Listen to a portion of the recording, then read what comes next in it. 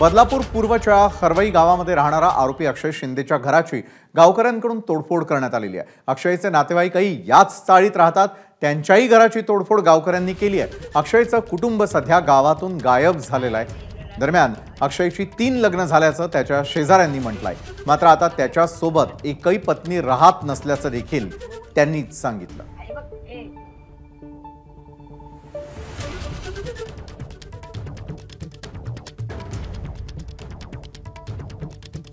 बदलापूरमध्ये आंदोलनाने उद्रेक घेतला होता आणि या घटनेमध्ये अक्षय शिंदे हा बदलापूर पूर्व येथील खरवई या गावामध्ये राहणारा आहे आणि त्याच्याच घरी आपण आता सध्या आलेलो आहोत। हे त्याचं घर आहे। या घरामध्ये त्याचं कुटुंब, त्याचे आई वडील, त्याचा भाऊ, त्याची वहिनी आणि तो असे या घरामध्ये राहत आहेत।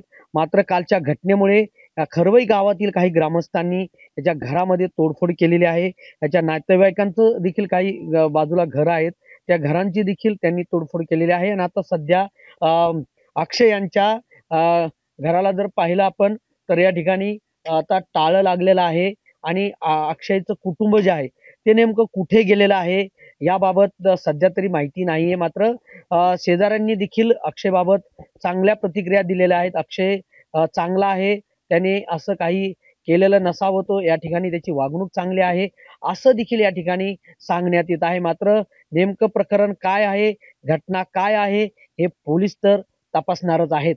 कॅमेरामन अभिलाष दावरेसह सुरेश खाडे, एबीपी माझा, बदलापुर, ठाणे।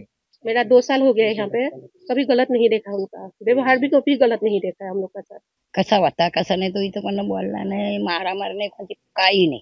3 लग्न झाली त्याची, त्या अक्षयची। एबीपी माझा, उघडा डोळे बघा नीट।